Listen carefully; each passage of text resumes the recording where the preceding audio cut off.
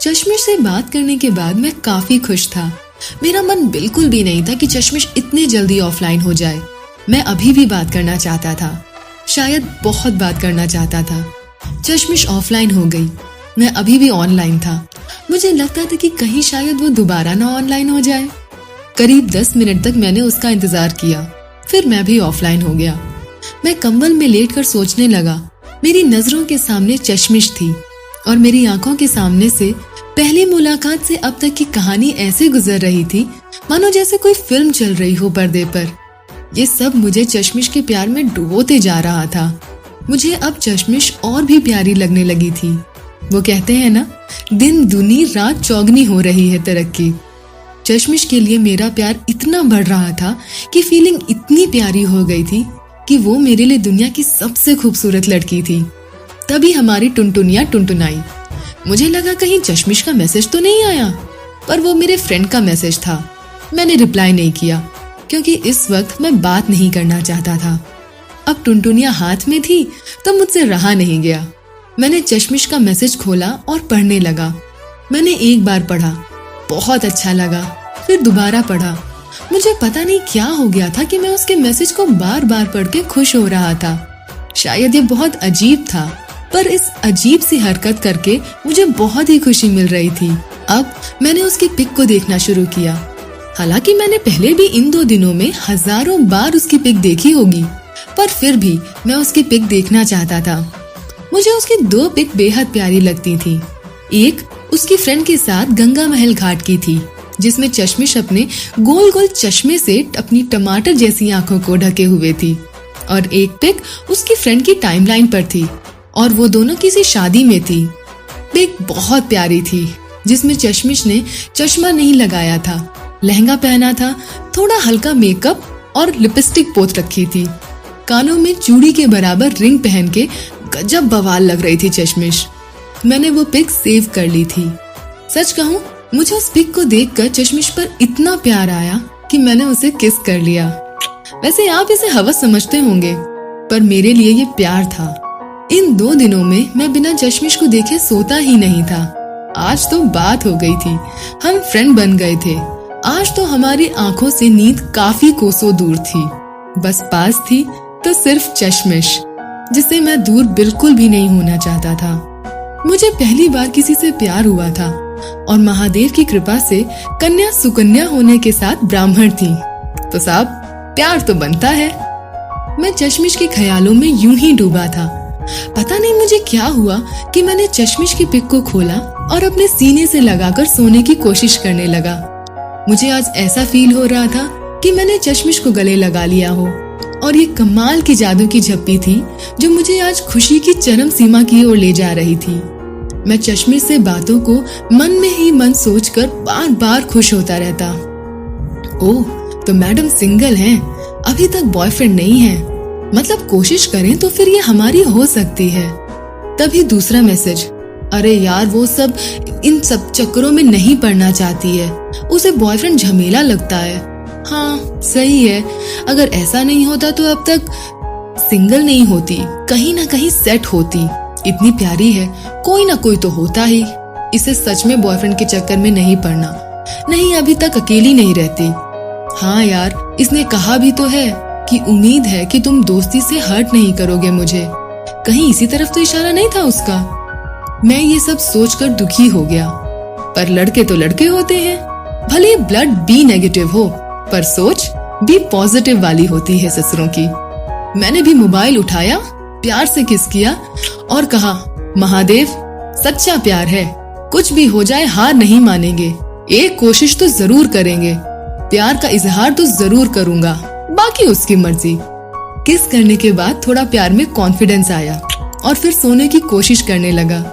रात में चश्मिश को याद करते करते कब नींद आ गई मुझे पता ही नहीं चला। चश्मिश की फोटो देखकर सीने से लगाए मुझे न जाने कब नींद आ गई, मुझे पता ही नहीं चला। सुबह उठकर देखा फोन बेड पर ही था। टच की तो चश्मिश की फोटो अभी भी ओपन ही थी, जिसे देखते ही सुबह सुबह दिल खुश हो गया और प्यार से फोन को किस कर लिया हमने, मानो ये मेरा फोन नहीं हो, चश्मिश हो। तभी दूसरे पल एहसास हुआ कहीं मुझे मनोचिकित्सक की जरूरत तो नहीं है ना? क्योंकि चश्मिश को देखकर मेरी हवसी हरकतें इन्हीं की ओर इशारा कर रही थी कि तुम जल्द ही पागल होने के कगार पे हो। रांची के पागल खाने में एक बेड का इंतजाम करना होगा। फिर सोचा, अरे चश्मिश है ही इतनी प्यारी कि प्यार आ जाए। ये हवस दूसरों के लिए होगी, मेरे लिए तो प्यार है। तब ही ध्यान आया कि यार मैं तो फोन को सीने पर रखकर सो गया था, कहीं टूटा तो नहीं। अचानक से मैं चश्मिश को भूलकर फोन को चारों तरफ से ढंग से चेक करता हूँ। ओह, शुक्र है महादेव का, बच गया, वरना टूट जाता तो एक नया बवाल। घर वाले तो जान ही ले लेते। स्कॉलरशिप के पैसे और माताजी के पैर पकड़कर रो धोकर पैसे जुटाकर तो ये फोन खरीदा था। अगर टूट जाता तो चश्मिश से बात करने के लिए किडनी बेचकर फोन लेना पड़ता। मैंने फोन को देखने के बाद चश्मिश को गुड मॉर्निंग का मैसेज किया। काफी देर इंतजार किया। जब कोई रिप्लाई नहीं आया तो मैं नहाने चला गया। नहा कर आया तो भी वो ऑफलाइन ही थी। अब हम क्लास गए।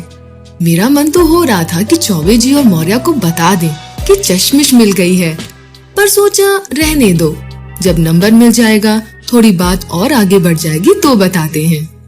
दिन भर की क्लास के बाद मैं थक कर सो रहा था तो 5 बजे उसका मैसेज आता है, गुड इवनिंग। मैंने तुरंत रिप्लाई किया, बहुत जल्दी आ गई। उसने कहा, तो क्या, वैसे तुम लगता है मेरा ही इंतजार कर रहे थे। मैंने कहा, नहीं, वो तो मैं ऐसे ही फेसबुक पर न्यूज के पेज से न्यूज पढ़ रहा था, बस। उसने कहा, ओह, ओके बाय। मैंने कहा, अरे इतनी जल्दी? उसने कहा, हाँ तुम न्यूज पढ़ो। मैंने कहा, अरे नहीं यार, न्यूज नहीं पढ़ रहा था, तुम्हारे ही मैसेज का इंतजार कर रहा था। उसने कहा, मेरे मैसेज का इंतजार क्यों? मैंने कहा, बस ऐसे ही। उसने कहा, ऐसे ही क्या? मैंने कहा, मुझे नहीं पता, वैसे भी हर कब क्यों कहाँ कैसे का कोई जवाब नहीं होता। उसने कहा, डायलॉग मत मारो, जाओ अब इंतजार करो, मुझे काम है, मैं लंका जा रही हूँ। मैंने कहा, क्या काम है? वैसे अपनी उन 2 बॉक्सर सहेलियों के साथ जा रही हो ना?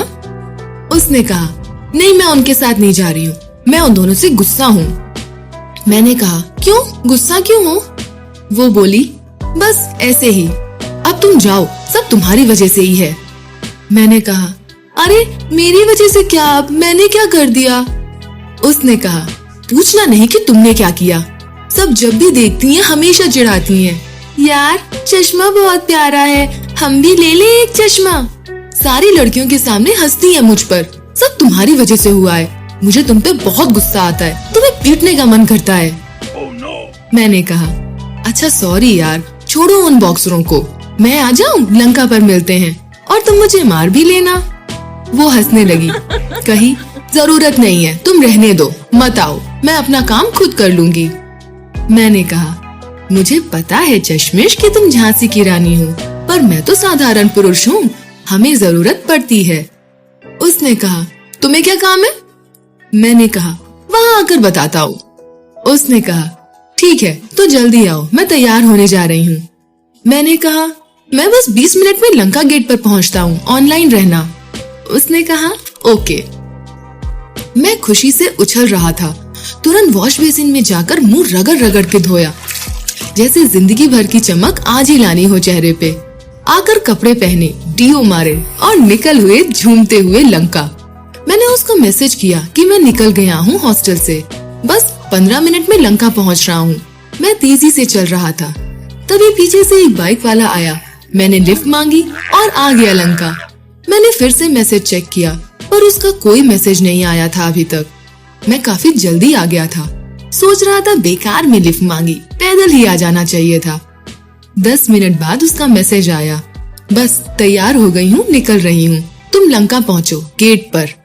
मैंने मैसेज किया, मैं गेट पर ही वेट कर रहा हूँ। उसने कहा, इतने जल्दी आ गए? मैंने कहा, वो एक बंदा मिल गया था, बाइक से छोड़ दिया। उसने कहा, ओह तो बस 5 मिनट रुको। मैंने कहा, ओके। मैं चश्मिश का लंका गेट पर इंतजार कर रहा था। बार बार मेरी निगाहें एमएमवी की तरफ जाती थी। जब वो नहीं दिखती तो फिर थोड़ा खींचते हुए मोबाइल को देखता। कितना वक्त हो गया यार, आई नहीं। इन लड़कियों को पता नहीं कितना सजना सवरना होता है। इतनी प्यारी तो लगती है, अब क्या हमारी जान लेकर ही मानेगी? घर के इकलौते चिराग हैं, लड़की के लिए बुझ गए तो गांव भर में हल्ला हो जाएगा। खैर, तभी दूर से हमें अनामिका आती हुई दिखी। हम तो खुशी से बौराए जा रहे थे। चेहरे की रंगत अपने आप बदलती जा रही थी जैसे जैसे वो पास आ रही थी। हालांकि हम लड़के हंसते हुए लंगूर ही लगते हैं, पर ये तो चश्मिश रूपी अंगूर को देखकर हमें जो फीलिंग आ रही थी कि हमारी मुस्कुराहट को बर्दाश्त कर पाना मुश्किल हो रहा था। हमने भी सोचा, भाई जी भर के मुस्कुरा ले, मिलना होगा तो इसी लंगूर चेहरे पर मर मिटेगी, वरना सलमान को भी तो ऐश्वर्या ने छोड़ दिया था। मतलब कि हम लड़के जो है ना, हार मान ही नहीं सकते, चाहे सलमान को ही क्यों न बीच में लाना पड़े। वैसे हम सिंगलों की दुआ से ही ससुरा आज तक सिंगल पड़ा है, ताकि हम भी खुद को तसल्ली दे सके। चश्मिश आ गई मेरे पास, हाय, लगभग थोड़ा सा उछलते हुए मुस्कुरा के, और हम जो अब तक लंगूर सी शक्ल बनाए बैठे थे उसके आते ही थोड़े मैच्योरिटी वाला लुक दिया और बहुत नॉर्मल सा हाय बोला। क्योंकि हमें पता है ये उछल कूद मचा के भी हाय बोलेगी तो भी मुझे क्यूट ही लगेगी, और मैं नॉर्मल होकर भी हाय बोलूंगा तो लंगूर ना सही, कम से कम चूतिया तो बिल्कुल नहीं लगूंगा। मैंने पूछा, वैसे क्या काम है, कहाँ चलना है? उसने कहा, वो कुछ ज़ेरॉक्स कराने हैं मुझे नोट्स के। मैंने कहा, अच्छा चलो करा लेते हैं। उसने कहा, तुम्हें भी तो कुछ काम था ना? मैंने कहा, हाँ वो, अब मैं इससे कैसे कहता कि तुमसे मिलना ही मेरा काम है। मैंने कहा, हाँ वो मुझे पेन लेना था। उसने थोड़ा खांसते हुए, अच्छा तो जनाब को पेन लेनी है, मतलब कि पढ़ाई कर रहे हैं आप? मैंने कहा, हाँ कुछ खास नहीं, वो ब्लैक पेन लेनी है, लाइब्रेरी में उस दिन आया था तो नहीं थी, आज याद आया तो सोचा ले लूं। उसने कहा, ओह, इतने दिन बाद आपको आखिर पेन लेने की याद आ ही गई, शुक्र है प्रभु का। वैसे किताब की भी कभी याद आती है आपको या नहीं? मैंने कहा, यार यूपी बोर्ड का छात्र हूँ, पेपर से पहले किताब को छूने की गंदी आदत नहीं है हमारी। वो हंसने लगी, कही, तुम सब लड़के ऐसे ही होते हो। अब हम ज़ेरॉक्स की दुकान पर पहुंच गए। उसने कहा, टाइम लगेगा। मैंने कहा, कोई बात नहीं, तब तक हम लोग लंकेटिंग कर लेते हैं। उसने मुस्कुराते हुए कहा, लंकेटिंग? वैसे और क्या क्या शौक है जनाब के लड़कियां तारने के सिवाय? हमने कहा, अरे यार लंकेटिंग का मतलब घूमना होता है। उसने कहा, चलो हमें मत सिखाओ, मेरी रूममेट का बॉयफ्रेंड है, हमें सब पता है कि तुम लोग क्या क्या करते हो। मैंने हंसते हुए कहा, अरे नहीं यार ऐसा कुछ नहीं है। उसने कहा, चलो तो पेन ले ले, नहीं तुम्हें फिर 10 दिन बाद याद आएगा। हमने कहा, हाँ चलते हैं। हम पहुंचे स्टेशनरी वाले के यहाँ। वैसे तो हम 3 रुपया वाली लिखो फेंको यूज करने वाली भी ज्यादातर दोस्तों से ही भिड़ा लेते थे, खरीदते तो बहुत कम थे, पर अब चश्मिश के सामने सीना चौड़ा करके राइटोमीटर मांग लिए, वो भी ब्लैक। दुकान वाले ने ऐसा घूरा कि भाई तुरंत ही गरीबों वाली फीलिंग आ गई। वैसे ये ससुरे भी बहुत कमीने होते हैं, लड़की साथ में हो तो सोचते हैं कि आज तो बंदे को पूरा ही निचोड़ लेंगे। उसने कहा, एक ब्लू भी दे दूं? मैंने मन में कहा, ससुर के पैसा तुम्हारे बाबूजी नहीं देंगे, लेकिन साथ में चश्मिश थी तो विनम्रता के साथ हमने मना कर दिया। मैंने कहा, यार अभी टाइम लगेगा, चलो सेव पूरी खाते हैं। उसने कहा, हाँ चलते हैं। हम दुकान पर पहुंचे तो उसने कहा, पहले मोमोज खाते हैं। मैंने कहा, हाँ ठीक है, और 1 प्लेट मोमोज बोल दिए। मैंने कहा उसके कान में, आज आराम से खाना, उस दिन की तरह नहीं। उसने मुझे तेज से गुस्से से घूरा जैसे मेरी किडनी निकाल लेगी। मैंने फिर इशारे से सॉरी बोला। फिर थोड़ी देर वो ऐसी ही खड़ी रही। मैंने कहा, अरे यार बस मजाक कर रहा था, प्लीज यार छोटी छोटी बातों का बुरा मत माना करो। उसने कहा, मैं मोमोज थोड़े ठंडे होने का वेट कर रही हूँ, और हंसने लगी। मैं भी हंसने लगा और एक मोमोज उठाकर खाने लगा। अब वो भी खाने लगी। गुरु, एक ही प्लेट में एक ही चटनी में मोमोज डुबो डुबो कर खाने में जो मजा आ रहा था ना कि क्या बताएं। महादेव की कसम, जी चाह रहा था कि यही बिक जाए चश्मिश के प्यार में। खैर मोमोज खाकर हम 2 प्लेट सेव पूरी को बोला। सेव पूरी खाने के बाद मैंने उससे कहा, दही बड़े खाओगी? उसने कहा, नहीं, मुझे सर्दी हो जाएगी, तुम खा लो। तुम्हें पसंद है ना? मैंने कहा, हाँ। तुम्हें कैसे पता? उसने कहा, उस दिन देखा कैसे टूट के खा रहे थे तुम, और वो तुम्हारा दोस्त तुमसे भी बड़ा खबोड़ा था। हमने खा तो लिया तो चश्मिश पैसे देने लगी। मैंने मना किया। उसने कहा, ओ हेलो, मैं उन लड़कियों जैसी नहीं हूँ कि मैं पे करती हूँ बिल। मोमोज का तुमने दिया ना, तो ये मुझे देने दो। मैंने कहा, आज मैंने कहा था खाने के लिए, इसलिए आज मेरी तरफ से। किसी दिन तुम ले चलो तो तुम बिल दे देना। और हाँ, मैं शर्माता नहीं हूँ बिल्कुल भी लड़कियों के बिल देने पर, समझी तुम? पर आज नहीं। उसने मुस्कुराते हुए कहा, ओके, पर अगली बार मेरी बारी। मैंने कहा, जरूर, क्यों नहीं। अब हम जेरोक्स की दुकान पर गए। उसने जेरोक्स कर दिया था। हम लोग लेकर चलने लगे तो मैंने कहा, अब फिर कब मिलोगी? उसने कहा, क्यों? मैंने कहा, बिल पे करने के लिए मिलना तो होगा। उसने हंसते हुए कहा, मैंने सही कहा था, तुम बहुत बड़े खबोड़े हो। मैंने मुस्कुराते हुए कहा, जी तारीफ के लिए शुक्रिया। वो हंसने लगी। उसने कहा, संडे को मिलते हैं? मैंने कहा, तो अपना नंबर तो दे दो, बात हो जाएगी। उसने कहा, मैं फेसबुक पर मैसेज कर दूंगी। मैंने कहा, यार फेसबुक पर तुरंत मैसेज नहीं मिलता, जब ऑनलाइन रहे तभी बात हो पाती है। उसने कहा, सॉरी यार, मैं नंबर नहीं दे सकती, मैं किसी को नहीं देती। मैंने निराश होकर मुंह बनाकर कहा, कोई बात नहीं, जैसी तुम्हारी मर्जी। उसने कहा, थैंक्स मुझे समझने के लिए। मैंने कुछ नहीं बोला, वो भी शांत थी। सच कहूं तो मुझे बुरा लगा था। मैं उसको चाहता था, उससे बात करना चाहता था, इसलिए नंबर मांगा।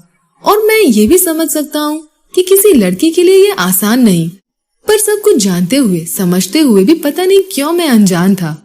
शायद ये उसके लिए प्यार ही था जो खुद पर बस नहीं था मेरा। हम लोग एमएमवी गेट पर पहुंच गए। उसने गिल्टी फील करते हुए सॉरी कहकर बाय बोला। मैंने भी इट्स ओके बाय कहा, बिना किसी खास तरह का मुंह बनाए। अचानक से मुझे पता नहीं क्या सूझी कि मैंने उसको आवाज दिया, अनामिका। वो भी पीछे मुड़ी, वापस आई और बोली, क्या हुआ?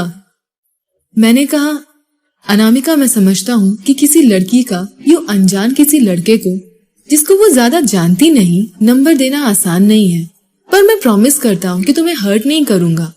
अब अगर विश्वास हो तो मुझे अपना नंबर दे दो, इसके बाद मैं दोबारा नहीं मांगूंगा। वो थोड़ी देर वहां खड़ी रही, फिर बिना कुछ बोले चली गई। मैं भी निराश होकर हॉस्टल पहुंचा। मैं ऐसे ही बेड पर लेटे सब कुछ सोच रहा था, निराश था। तभी हमारी टुनटुनिया टुनटुनाई।